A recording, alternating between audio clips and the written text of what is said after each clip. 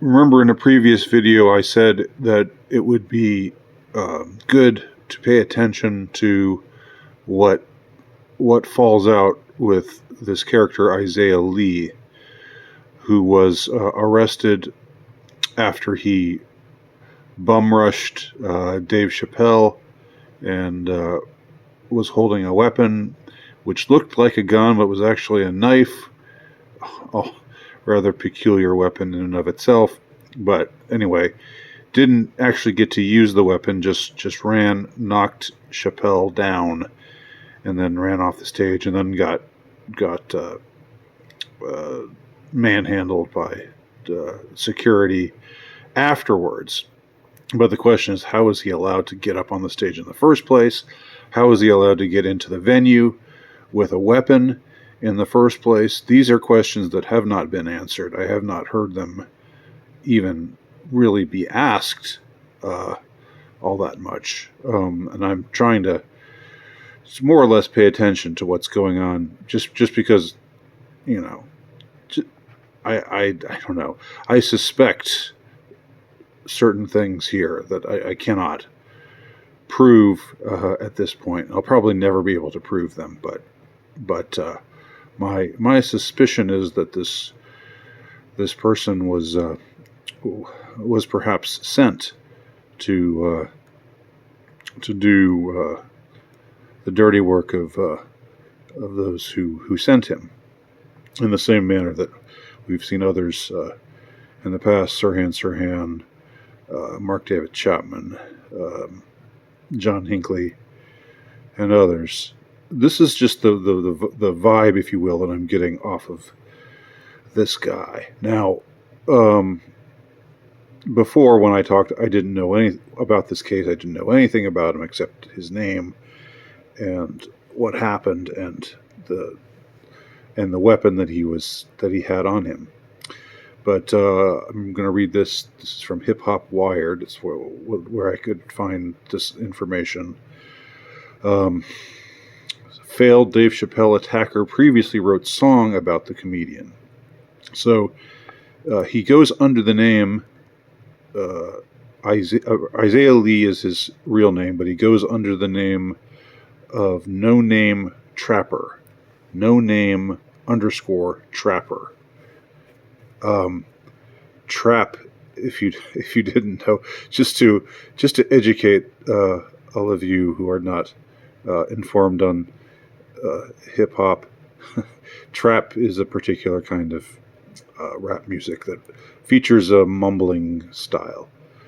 So, No Name Trapper, No Name _ Trapper. That's his stage name. So let's just read a little bit from this article here. The story about the recent attack on Dave Chappelle continues to get weirder. The culprit previously wrote a song about the comedian, and the bars were mired in struggle. I don't know what that means. So, as expected, okay, so they indulge in some, yeah, he's a loser. I find that all kind of tiresome. Anyway, let's just get to the meat of the story. Titled Dave Chappelle, this is a song of his. Yes, you read that correctly. The 2020 song takes aim at the half-baked star, but the effort is largely underwhelming, with lyrics like "laugh at you niggas, a joke," repeated over and over.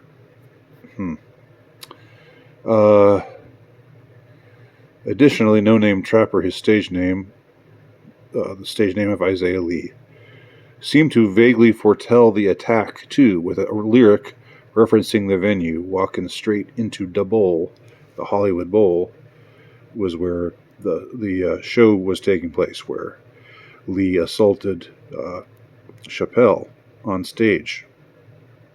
Ironically, Lee's social media strategy is more impressive than his music. Prior to the incident, he had a little over 32,000 followers. That's not bad.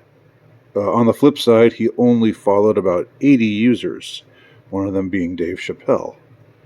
He also has a verified Spotify profile that receives around 6,000 listens a month. Okay, remember, this just makes me think of the man who, the anti-white black nationalist man, I can't remember his name right now, who attacked the gathering in Waukesha, Wisconsin, and, hit a bunch of people with his car, killed a bunch of people. This is right around Christmas time. He was also a would-be rapper. So I don't know. That's interesting. Interesting parallel. Okay, so he his name is No Name Trapper, and I'm not going to play. I guess he actually had a YouTube channel. It's probably all been taken down now, but this song was this Dave Chappelle song was saved and put back up on YouTube again, and I don't know. I don't have the lyrics in front of me right now, so I don't want to waste anybody's time by attempting to decipher the lyrics to this song, even though the article we just read implied that the song was not not very impressive, but that just seemed like kind of egregious, oh, what a loser. That just, they always kind of indulge in that kind of rhetoric. But anyway, pretty strange at this point. 23-year-old would-be rapper has an actual name, stage name, has a channel, has followers, and yet no motivation is known for why he did what he did. Now, of course, what they'll disseminate is, I think, eventually what we'll get, even though nothing has been offered yet. What they'll put out there is just that he was, kind of nutty, and also that he was chasing clout, as they say these days, as the kids say. He was just looking for fame and notoriety, and that was why he did it. Well, maybe there's no way to disprove that, but you still are faced with certain things about the attack. You were faced with the fact that it happened at all. Like, why was security so poor that he was allowed to run onto the stage in the first place? When Dave Chappelle is, obviously a controversial figure these days, who requires security. So why was he allowed to get past the gauntlet, as it were, so easily, just to leap onto the stage and tackle Chappelle?